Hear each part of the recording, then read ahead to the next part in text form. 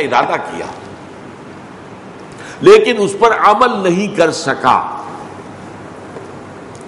اب یہ نہیں کیا اس نے عمل، یہ بھی ہو سکتا ہے کہ حالات نے اجازت نہ دی ہو، یہ بھی ہو سکتا ہے کہ بعد میں اپنا ارادہ ہی کمزور پڑ گیا ہو، لیکن اس نے ارادہ کیا تھا. اس ارادے پر بھی اسے مکمل نیکی کی جزا مل جائے گی. من ہم بحسنۃ، ہم اہتمام جسے بنا ہے لفظ، اسی سے ہمت کا لفظ بنا ہے. کمر ہمت کس لو جب ارادہ کر لیتا ہے. من ہم بحسنۃ، نیکی کا اس نے ارادہ کیا، فلم یعملھا، کیا نہیں یا کر سکا نہیں کسی خارجی موانع کی وجہ سے، ایسے رکاوٹیں آگے نہیں کر سکتا. فرض کیجئے کہ اپنے مال میں سے بڑا صدقہ نکالنا چاہتا تھا لیکن کسی وجہ سے مال پر ڈاکہ پڑ گیا، مال ہی گیا، اب کیسے کرے گا؟ تو یا تو کسی خارجی حادثے یا عوامل کی بنا پر نہیں کر پائے، یا یہ بھی سمجھ لیجئے کہ وہ نیکی کرنے کا وہ جو ارادہ تھا وہی کچھ کمزور پڑ گیا کسی وجہ سے، اندرونی کیفیات کی وجہ سے. لیکن اس نے ارادہ کیا تھا تو اس ارادے پر بھی کتبہ اللہ عنہ حسنۃ کاملہ، اللہ اپنے پاس اس کو لکھ لے گا ایک مکمل نیکی. فَإِنْ هَمَّ بِهَا فَعَمِلَهَا، اور اگر اس نے ارادہ کیا اور عمل بھی کر لیا، كَتَبَ اللَّهُ عِنْدَهُ، پھر اللہ لکھ لیتا ہے اسے اپنے پاس 10 حسنات، 10 نیکیاں. یہ جو ہم نے حدیث پہ قرآن کی آیت پہلے پڑھی تھی، وَمَنْ جَاءَ بِالْحَسَنَةِ فَلَهُ 10 أَمْثَالِهَا، تو یا تو 10 گنا الی 700 ضعف، یا 700 گنا الی اضعاف کثیرہ، یا اور بھی گنا در گنا در گنا. یہ ہے اللہ کا معاملہ. نیکی کا ارادہ بھی کیا، عمل بھی کیا، کم سے کم 10 گنا، پھر 700 گنا، پھر اس سے بھی جتنا آدمی بڑھا، جتنا اللہ تعالیٰ بڑھا چاہیے. یہ اس کے لیے میں آپ کو ایک اور آیت قرآن کی سنا دیتا ہوں، کیونکہ قرآن اور حدیث جو ہیں وہ ایک ہی سکے کے 2 رخ ہیں.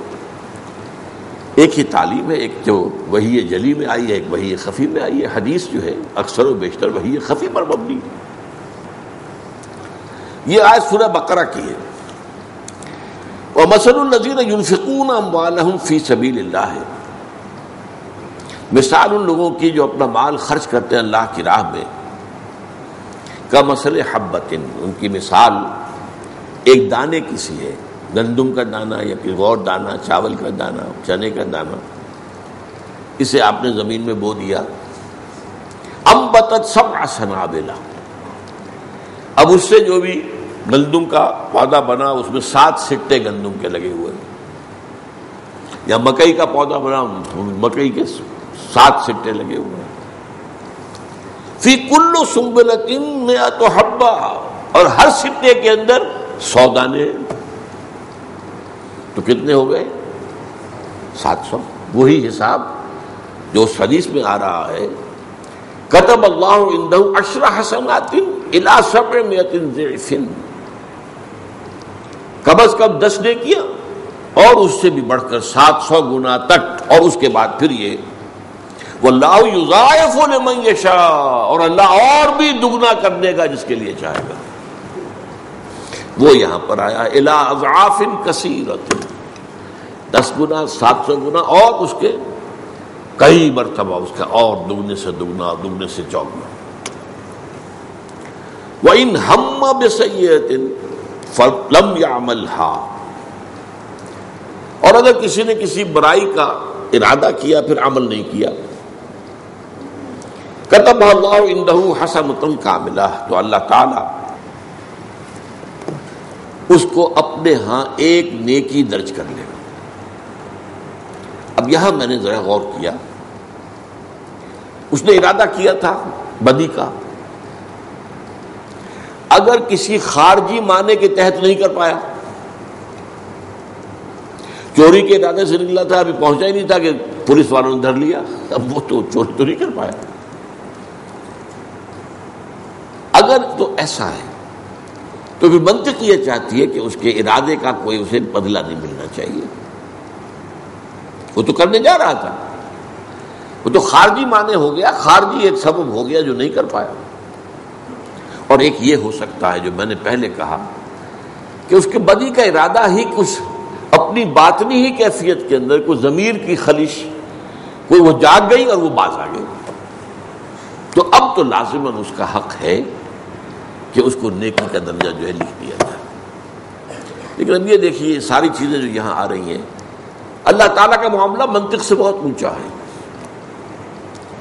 یہ بہت مرتبہ میں نے عرض کیا، خاص طور پر سورہ حجرات کی جو آیات بہت اہم ہیں، قالت الاعراب آمنا قل لم تؤمنوا ولكن قولوا اسلمنا ولما يدخل الايمان في قلوبكم وان تطيعوا الله ورسوله لا يلدكم من اعمالكم شيئا ان الله غفور رحيم۔ یہ بدو کہہ رہے ہیں، دعویٰ کر رہے ہیں نبی کہ ہم ایمان لے آئے، ان سے کہہ دیجئے تم ایمان ہرگز نہیں لائے ہو، اس مغالطے میں نہ رہو، بلکہ یوں کہو کہ ہم مسلمان ہو گئے، اطاعت قبول کر لیے، we have given up resistance، ہم جو مخالفت کر رہے تھے ہم نے ترک کر دی۔ اب مومن تو یہ نہ ہوئے نا بالکل، لیکن اس کے بعد فرما رہے ہیں لما يدخل الايمان في قلوبكم وان تطيعوا الله ورسوله لا يلدكم من اعمالكم شيئا۔ مومن وہ ہے نہیں، مسلم انہیں مانا جا رہا ہے، تو اس کا مطلب منافق ہے۔ ہمیں منطق تو یہی کہے گی نا کہ مسلم تو ہے، منافق مسلم ہوتا ہے، مومن نہیں ہوتا، منافق اسی کو کہتے ہیں۔ اور منافق کی کوئی نیکی قبول نہیں ہونی چاہیے، لیکن یہاں فرمایا گیا وَإِن تُطِيعُوا اللَّهَ وَرَسُولَهُ لَا يَلِدْكُم مِّنْ أَعْمَالِكُمْ شَيْئًا۔ یہاں منطق نہیں چلے گی، اللہ کا فضل، اللہ کا کرم، اللہ کی رحمت چلے گی۔ اگر تم اطاعت کرتے رہو اس حال میں بھی کہ ایمان تمہارے دلوں میں نہیں ہے، اللہ تمہارے اجر و ثواب میں کمی نہیں کرے گا۔ ان اللہ غفور الرحیم، اس لیے کہ اللہ غفور الرحیم ہے۔ تو منطق سے یہ چیز ماورا ہو گئی۔ اسی طریقے سے یہ احادیث کی روح سے اور کچھ قرآن مجید کے مقامات سے تو معلوم ہوتا ہے کہ ایک شخص نے گناہ کا ارتکاب کیا تو ایمان اس کے دل سے نکل گیا۔ اب یہ کہ اگر تو وہ توبہ کرے تو ایمان واپس آ گیا، یہ تو بات منطقی ہو گئی۔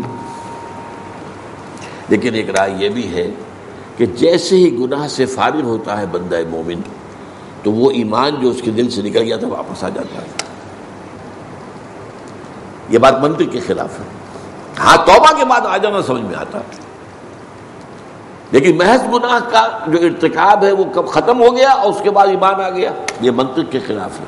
لیکن مانیں گے اب یہ اللہ کا فضل ہے۔ جیسے آج اس حدیث میں ہم دیکھ رہے ہیں، نیکی کے ساتھ اللہ کا معاملہ کچھ اور ہے، بدی کا معاملہ کچھ اور ہے۔ بدی میں اس کے برابر سزا ملے گی، نیکی میں 10 گنا 700 گنا اور اس سے بھی 1000 گنا ملے گی۔ اب منطق تو نہیں مانتی اس کو، بلکہ نیکی کا بدلہ بھی اتنا ہی ہونا چاہیے جتنا نیکی اس نے کی ہے۔ لیکن یہ کہ ان چیزوں کے اندر اللہ کے اس لیے فرمایا گیا ہے، یہ سورہ اعراف میں وسعت رحمتی کل شیء، میری رحمت جو ہے وہ ہر شے کو اپنے گھیرے میں لیے ہوئے ہے۔ اور ایک حدیث قدسی میں حضور فرماتے ہیں کہ اللہ فرماتا ہے سبقت رحمتی علی غضبی، یقیناً اللہ تعالیٰ سزا دینے والا بھی ہے، شدید العقاب بھی ہے منتقم بھی ہے، لیکن غفور بھی ہے، رحیم بھی ہے، اور غفوری شان بالا تر ہے اس کی سزا والی شان سے۔ لیکن یہ کہ بہرحال وہ ہے، بدلہ دینے والا ہے، سزا دینے والا ہے۔ آخر جہنم کس کے لیے بنائی ہے؟ یہ سارا معاملہ حساب کتاب کس لیے ہو رہا ہے؟ یہ برابر جو درج ہو رہے ہیں کرامن کاتبین جو لکھ رہے ہیں، کیا کے لیے لکھ رہے ہیں؟ It's not exercise in futility, یہ سب کچھ ہوگا، حساب کتاب ہوگا، جزا ملے گی، ٹھیک ہے۔ لیکن اللہ تعالیٰ کی رحمت غالب ہے، وہ رحمت خدا بہانہ جوئی، بہانہ رحمت خدا جو بہانہ چاہتی ہے رحمت کا، اور ایک اور اس کا مفہوم لیا گیا بہا نہ جوئی، بہا اس کی قیمت، اللہ کی رحمت جو ہے وہ اپنی قیمت